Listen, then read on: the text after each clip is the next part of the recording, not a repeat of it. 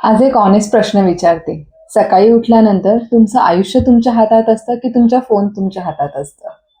कारण बहुतेकदा सकाळी सगळे लोक उठतात आणि मग दुसऱ्यांच्या आयुष्यामध्ये डोकं घालतात. म्हणजे त्यांचं स्टेटस पाहणं, रील्स पाहणं वगैरे हे करत असतात. आणि मग नंतर म्हणतात की माझं आयुष्य बदलत का नाहीये? व्हिडिओच्या शेवटी मोबाईलचं ॲडिक्शन घालवायचं कसं नॅचरली याबद्दल मी बोलणार आहे. त्यामुळे व्हिडिओ शेवटपर्यंत नक्की बघा. नमस्कार, मी शुभांगी, सोलशक्ती स्टुडिओ या माझ्या यूट्यूब चॅनलवर तुमच्या सगळ्यांचे मनापासून स्वागत करते. आजचा व्हिडिओ हा मोटिवेशन नाही आहे. आजचा व्हिडिओ आहे एक प्रूफ, एक सायंटिफिक प्रूफ आणि स्पिरिच्युअलिटीतून आलेला अनुभव. आज आपण एका पुस्तकाबद्दल बोलणार आहोत आणि त्या पुस्तकामध्ये जे सत्य सांगितलेले आहे त्याबद्दल आपण चर्चा करणार आहोत. हल्लीच माझ्या वाचण्यात एक पुस्तक आलेलं आहे, द मिरॅकल मॉर्निंग, हल एलॉड यांचं. लेखक असं म्हणतात की तुमचं यश तुमच्या सकाळवर अवलंबून असतं. ते म्हणतात हायली सक्सेसफुल लोक, ते लोक वेगळे नसतात, त्यांची सकाळ वेगळी असते आणि प्रत्येक सकाळी ते एक सिस्टम राबवतात. त्या सिस्टमचं नाव आहे सेवर्स. आज आपण पाहणार आहोत मॉर्निंग रुटीन काम का करते, हे करण्याची सायंटिफिक पद्धत काय आहे, स्पिरिच्युअलिटी याला कसं कन्फर्म करते आणि तसेच हे सगळं कशा प्रकारे एक न्यूरोसायन्स आहे, या सगळ्या गोष्टी आपण आज जाणून घेऊया. सकाळी उठल्यानंतर आपला मेंदू लगेच जागा होत नाही. आपला मेंदू सकाळी उठल्यानंतर अल्फा स्टेटमध्ये असतो.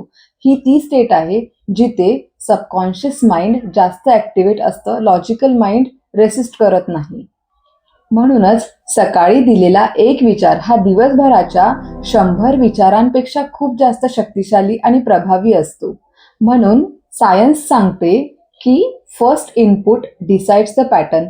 जर सकाळच केऑटिक असेल, म्हणजे घाई, चिंता, टेन्शन, आवाज, भांडण हे सगळं असेल, तर आपलं शरीर पुन्हा ते सर्वायवल मोडमध्ये जातं की अरे आज पुन्हा तेच सगळं काही, म्हणजे हे कंटिन्युअस आपल्या ब्रेनमध्ये हे विचार सुरू होतात. या उलट जर तुम्ही रोज सकाळी शांत बसलात, काहीतरी पॉझिटिव्ह बोललात, पॉझिटिव्ह ॲक्टिव्हिटी केल्यात, तर तुमचं ब्रेन तुम्हालाच सांगणार की नाही आता आपण आपले काहीतरी विचार बदलतोय, ब्रेन रिसेट होत आहे. आणि असं केल्याने ग्रोथही होते, आपले डिसिजन्स जास्त स्ट्रॉंगली आपण पॉझिटिव्ह डिसिजन्स घेऊ शकतो.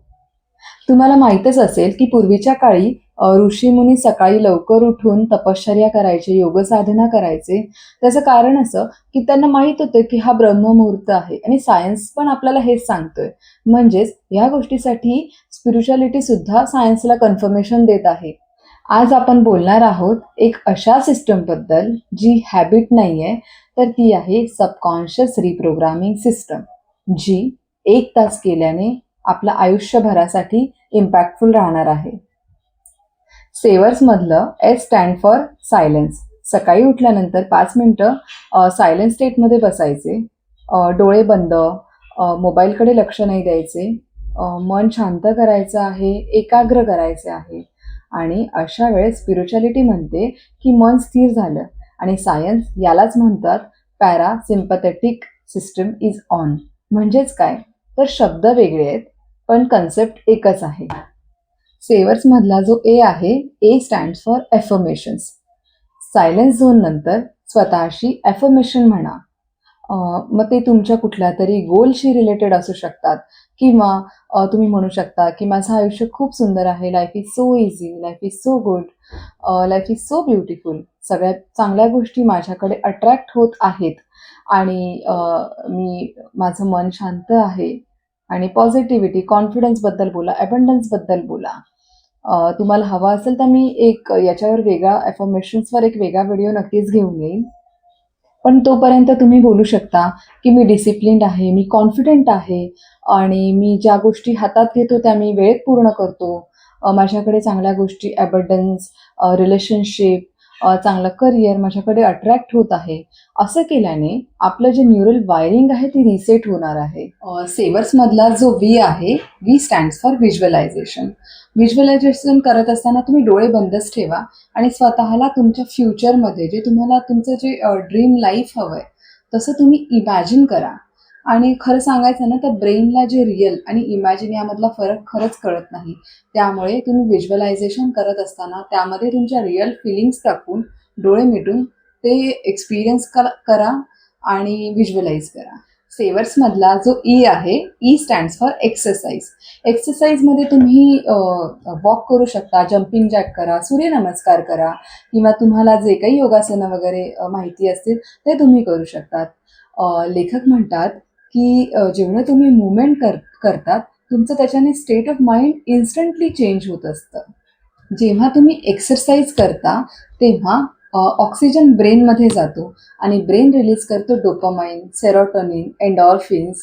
हे जे केमिकल्स आहेत ते नॅचरल अँटी डिप्रेसंट आहे. याच्यामुळे तुम्हाला मोटिवेशन मिळणार, पॉझिटिव्हिटी मिळणार, डिसिजन मेकिंगमध्ये तुम्हाला नक्कीच मदत होणार आणि दिवसभरात तुम्हाला खूप जास्त इन्स्पिरेशन मिळणार आणि एक एनर्जी राहणार कायमच.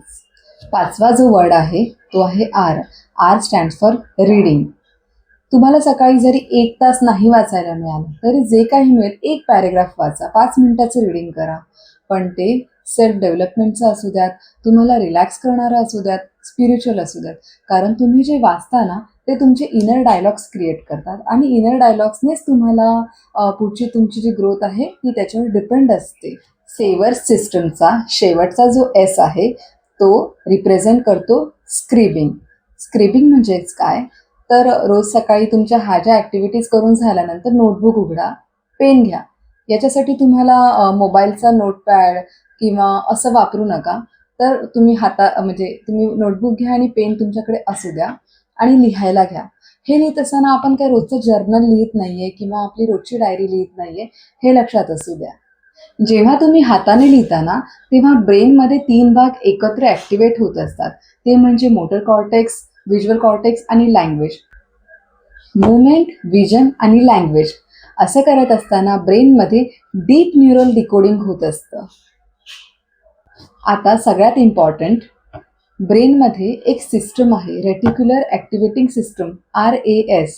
तुम्ही जे लिहिता तेच गोष्टी RAS दिवसभर शोधत असतो.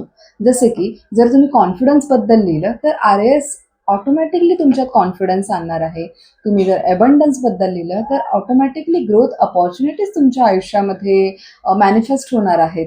मित्रांनो, मॉर्निंग रुटीन म्हणजे स्वतःला सुधारण्याचा, सुधरवायचा वगैरे असा काहीच प्रयत्न नाही आहे. तर मॉर्निंग रुटीन म्हणजे काय तर आपण स्वतःला असं सांगणं की मीच माझ्या आयुष्याचा निर्माता आहे, मी को क्रिएटर आहे.